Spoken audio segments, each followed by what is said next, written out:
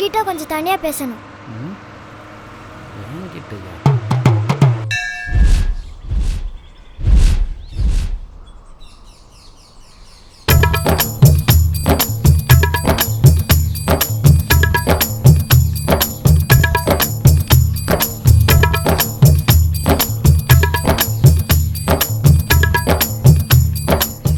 பஸ்ல ரொம்ப நேரமா என்னைய மறைச்சு பாக்குற. நான் பார்க்கும்போது வேற பக்கம் திரும்புற. உன் மனசுல நீ என்ன நினைச்சுக்கிட்டு இருக்க? நீ நினைக்கிற மாதிரி பொண்ணு நான் கிடையாது. உன் மனசுல அப்படி ஒரு எண்ணம் இருந்தா இப்பவே மாத்திக்கோ. எனக்கு வாழ்க்கைன்னு ஒன்று இருந்தா அது குமார் கூட தான். குமார் எங்க ஸ்கூல்ல 6ஆம் கிளாஸ் படிக்கிற பையன். அவனை தவிர என் மனசுல வேற யாருக்கும் இடம் இல்லை. என்னைய பஸ்ல பாக்குறது, ரோட்ல பாக்குறது எல்லாத்தையும் இன்னையோட விட்டுரு. Good bye.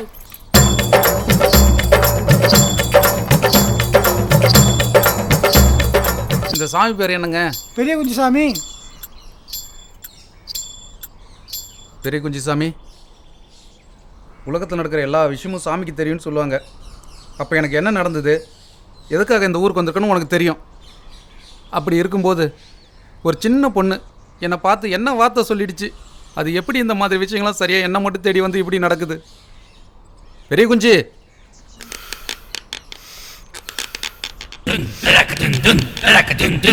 நான் சாமியை கூப்பிட்டேன்.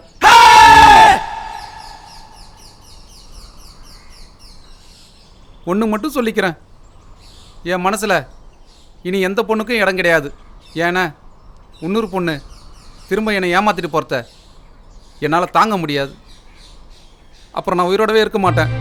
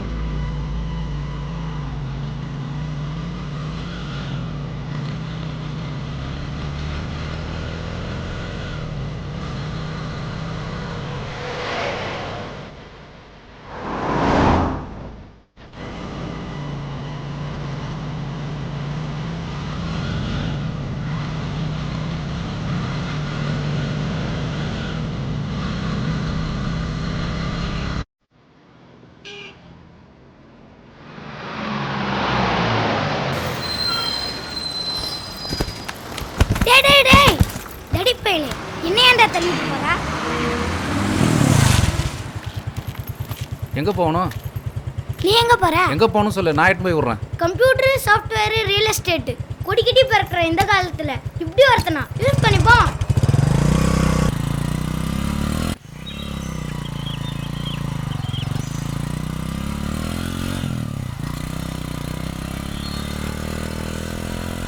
அந்த வீடு தான் நித்யா. ஐயோ, நீ காப்பி கீப்பிலாம் ஒன்றும் குடிக்க வேணாம். வந்து கொஞ்சம் பச்சை தண்ணியாக குடிச்சிட்டு போயா. எனக்கு வேலை இருக்கு. உனக்கு வேலை வெட்டி இருந்தா முன்ன பின்ன தெரியாது, என்ன எப்படியா வந்து ட்ராப் பண்ணுவேன். வாயா வெக்கப்படாம உள்ள வாயா. எல்லாம் நம்ம எடுத்தாயா, வாயா. இதோ இங்க உக்காந்துட்டு இருக்காங்களே, இவங்கள விரிவா சொல்லணும்னா எங்க அப்பாவோட மனைவி, சுருக்கமா சொல்லணும்னா எங்க அம்மா. இதோ இங்க உக்காந்துட்டு இருக்காங்களே, இவங்களை சுருக்கமா சொல்லணும்னா என் அக்கா. விரிவா சொல்லணும்னா நாங்க முன்னாடி இவங்க வீட்டு பக்கத்துல தான் குடியிருந்தோம். நீ எப்படி எனக்கு ஃப்ரெண்டோ அதே மாதிரி அக்கா எங்க அம்மாவுக்கு ஃப்ரெண்டு. அக்காவுக்கு எப்பப்பெல்லாம் ஒரு அடித்தோ அப்பெல்லாம் இங்க தான் இருப்பாங்க. அக்கா கொஞ்சம் பிடிவாதக்காரி, மற்றபடி நல்லவன். இரியா, நான் தனியா எடுத்துட்டு வந்துடுறேன். நிச்சயதார்த்தம் ஆயிடுச்சா? கல்யாணமே ஆயிடுச்சு.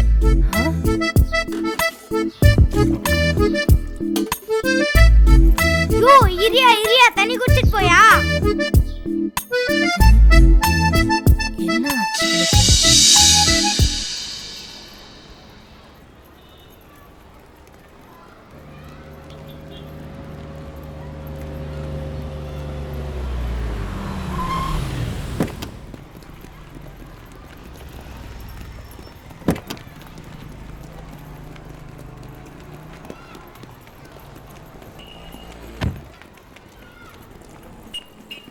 தேங்க்ஸ்க்கா. தேங்க்ஸ்க்கா.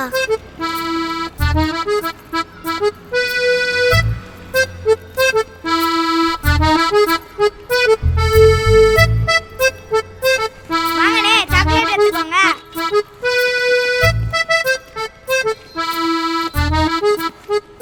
சாக்லேட் எடுத்துக்கிறேன், ஆனால் நீ நல்லா இருந்து மட்டும் வாழ்த்த மாட்டேன். ஏன்னா உன்ன மாதிரி பொண்ணுங்க நல்லா வாழ்கிறதுனால தான் என்ன மாதிரி பசங்க இப்படி ஊராக சுற்றிட்டு இருக்கோம். நீ சாக்லேட் சாப்பிட்டுட்டு என்னை வாழ்த்தாம போனா கூட பரவாயில்ல. ஏன்னா பிறந்த நாள் எனக்கு இல்ல, இதோ இவன் வீட்டு நாய்க்குட்டிக்கு.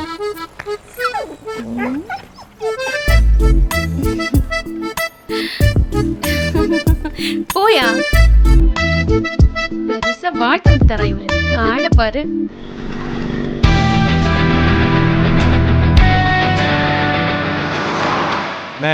என்கிட்ட சொல்லிட்டல, அவன் நிம்மதியை அழிச்சிட்டு உனக்கு ஃபோன் பண்ணுறேங்க. நீ சந்தோஷமா தூங்குன.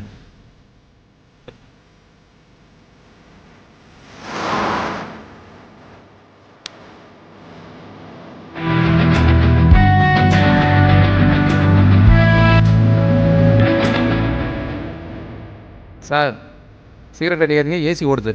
டேய் போடா. சார் சிகரெட்டை போடலாம், நான் கண்ணாடி இறக்குவேன். டேய் ஏதாவது பேசுன உன் நிம்மதி அழிச்சிருவேன். போடா.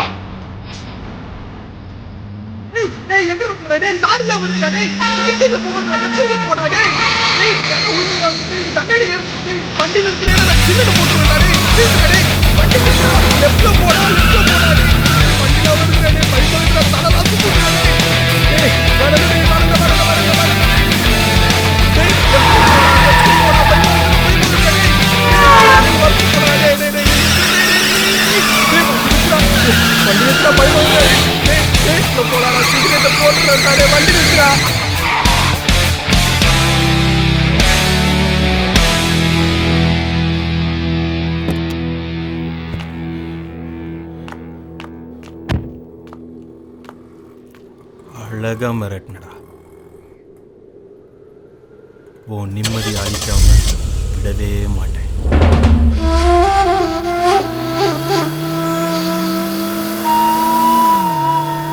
உன் நிம்மதி அழிக்காம விட மாட்டேன்டா.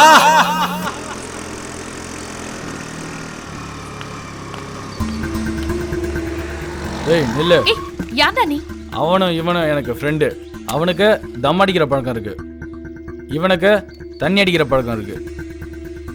ஆனா அவங்க கூட சுத்துற எனக்கு ஒரு பழக்கமும் இல்லை. இதை ஏன்டா என்கிட்ட சொல்ற? ஏன்னா நான் உன்னை ரொம்ப நாளா பார்த்துட்டு இருக்கேன். எனக்கு உன்னை பிடிச்சிருக்கு. வழி விடுறா. உன் முடிவை சொல்லாம நான் உன்னை இங்கிருந்து விட மாட்டேன். ஏய் நீ தேவையில்லாம பேசிட்டு இருக்க. இப்ப மட்டும் நீ வழிய விடல, நான் என்ன பண்ணுவேனே தெரியாது. விட முடியாது, எனக்கு பதில் சொல்லிட்டு போ. வழி விடுறா. முதல்ல உன் முடிவை சொல்லு.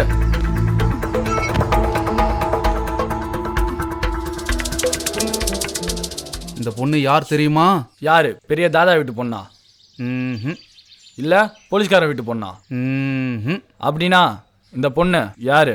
ஏற்கனவே கல்யாணம் ஆன பொண்ணு. இந்த ஆண்டியை பார்க்கவா இத்தனை நாள் சுத்திட்டு இருந்தேன்?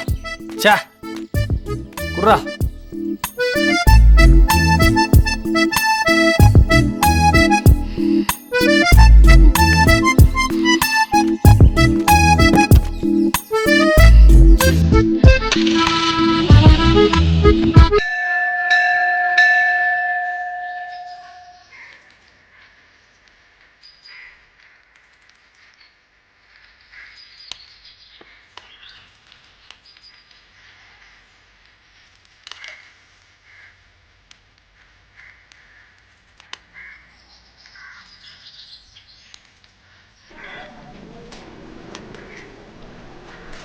தம்பி பிரசாதம்பா. அம்மா தர்மமணி முடிந்துடுங்க. இப்படி வழியில் உட்காந்தா எப்படி என் காரை எடுக்கிறது? ஐயா வழக்கமாக சைக்கிள் தான் வருவீங்க? சைக்கிளில் தான் வந்துக்கிட்டு இருப்பேன். எப்போ மாதம் ஒரு வாட்டி இந்த கோயிலுக்கு வர ஆரம்பித்தேனோ எனக்கு நல்ல காலம் பிறந்துருச்சு. சரிங்கய்யா சரிங்கய்யா, சந்தோஷம் சந்தோஷம். நீ என்னடா எங்க இடத்துல உட்கார? எழுந்துடுறா. சும்மா இரு. அட என்ன பொம்பளை இது? ஐயா ஐயோ இந்த வாரம் நம்மளை திட்ட போறானே. இல்லைங்க திட்டாதீங்க, நானே எஞ்சி போயிடுறேன். உங்கள் காரை எடுத்துக்கோங்க. என்கிட்ட ஏதுடா காரு? நம்ம ஆளுக்கு எப்பவுமே சைக்கிள் தானடா. மாதத்துக்கு ஒரு தடவை கோயிலுக்கு வரவர் சாதாரண தென் காரில் போகிறாரு. ஆ, மாதம் 30 நாளைக்கு கோயிலில் வர நீங்கள் சஃபாரி காரில் போகாமல் என் சைக்கிளில் இந்த போகிறீங்க. மாதிரி கிண்டல் பண்ணுறதுனால தான்டா இந்த ஜென்மத்தில் பிச்சைக்காரனவே இருக்கு நீ. என்ன சாமி, ஒரு நாயம் கேட்டா முழு பூசணிக்காய் இட்லியில் மசித்து போகிறீங்க.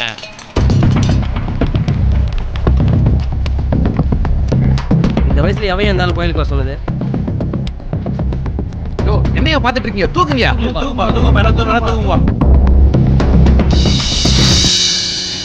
தம்பி, இவ்வளோ வேகமாக எங்கே போகிறீங்க?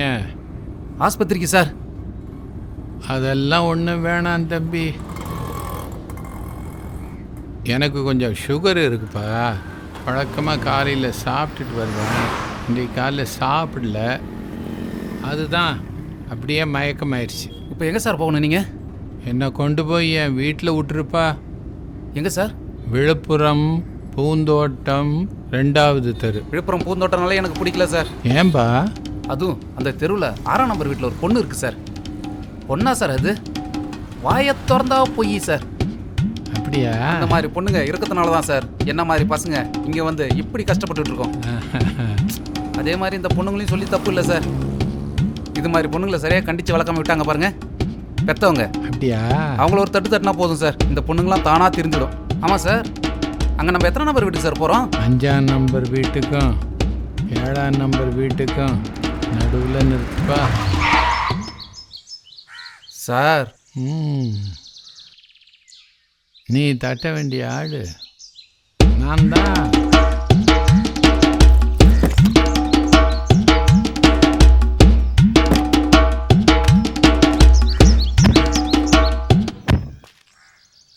வரட்டாப்பா?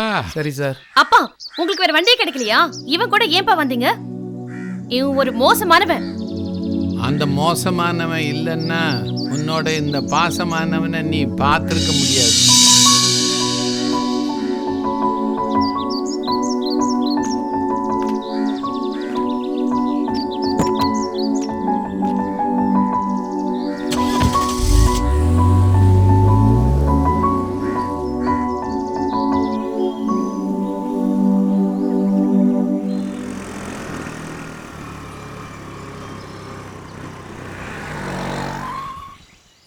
உனக்காக தான் நான் காத்துட்ருக்கேன். என்ன? நேற்று ராத்திரி முடிக்க எனக்கு தூக்கமே வரல. ஏன்? உங்ககிட்ட ஒரு விஷயம் பேசணும். சொல்லு.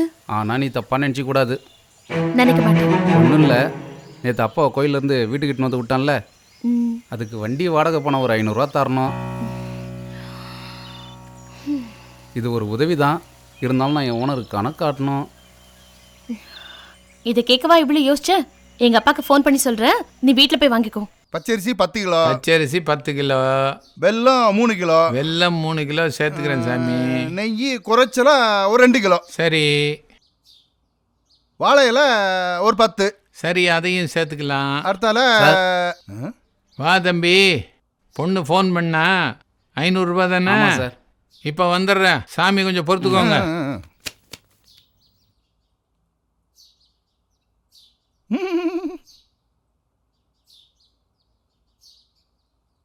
இந்தாங்க தம்பி 500 ரூபா.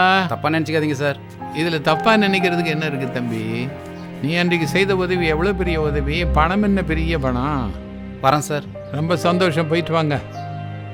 சாமி, நம்ம பேசுவோமா? எதில் விட்டேன்? வாழை இலையில. வாழை இலை ஒரு 10. அடுத்தால மற்ற ஐட்டம் அருகம்புல்லு மாங்குச்சி எல்லாம் நட்டு வந்துடுறேன். ரொம்ப சந்தோஷம். காலையில் ஒரு 6 மணிக்கு ரெடியாக இருந்துட்டேங்களா? இருந்துடும். யாகம் பேஷா பண்ணிடுவோம். பேஷ் பேஷ்.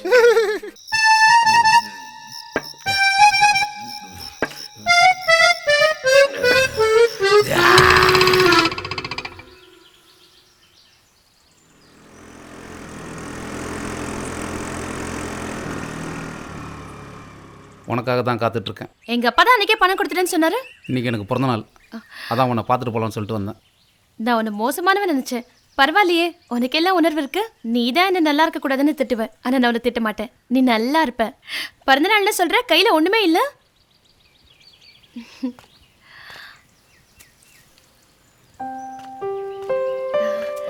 என்ன இது? எங்கள் ஊரில் பிறந்த நாளைக்கு பொரி தான் தருவாங்க. அப்படியா? வித்தியாசமா இருக்கே.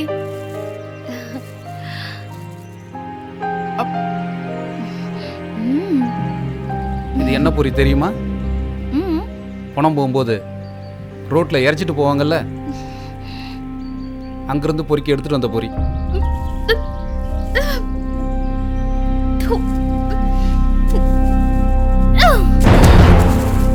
உனக்கெல்லாம் உணர்வு இருக்கும்னு நினைச்சேன்.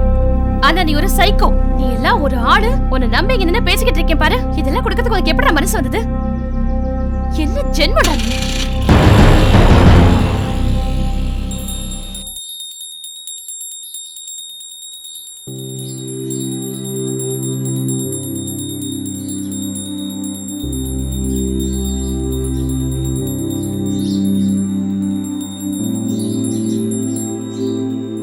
நமஸ்கார், வணக்கம். வணக்கம் வணக்கம். வாங்க வாங்க வாங்க, இந்த தட்டை பிடிமா.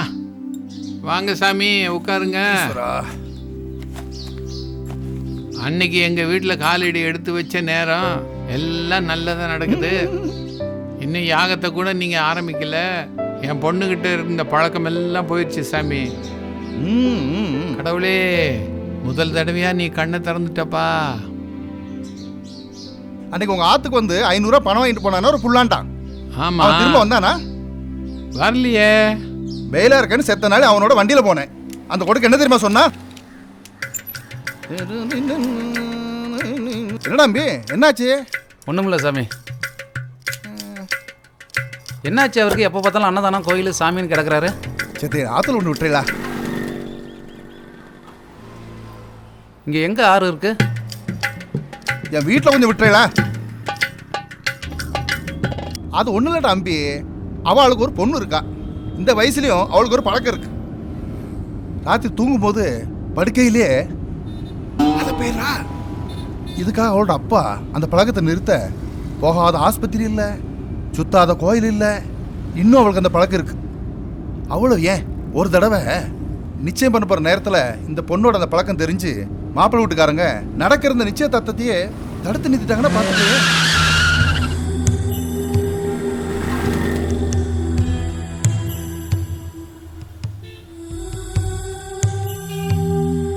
இதுக்காக நான் பண்ண போகிற யாகத்தில் அந்த பொண்ணுக்கு இருக்கிற பழக்கம் நிற்க போகுது. யாகத்துக்கு பொருள் வாங்கத்தான் அவங்க வீட்டுக்கு போய் அவங்க அப்பாட்ட லிஸ்ட்டை கொடுத்துட்டு வரேன். இதுக்கே நீங்கள் யாகம் பண்ணணும். ஏதாவது ஒரு கடையில் பொரி வாங்கி அந்த பொண்ணுகிட்ட கொடுத்து சாப்பிட வச்சு அந்த பொண்ணு சாப்பிட்டு முடிச்சதுக்கப்புறம் அந்த பொரி ரோட்டில் பணம் போகும்போது இறச்சிட்டு போவாங்கள்ல, அங்கேருந்து பொறிக்கு எடுத்துகிட்டு வந்த பொரின்னு சொன்னேன். அந்த அதிர்ச்சியில் இந்த பழக்கம் தானாக நிற்க போகுது. கரும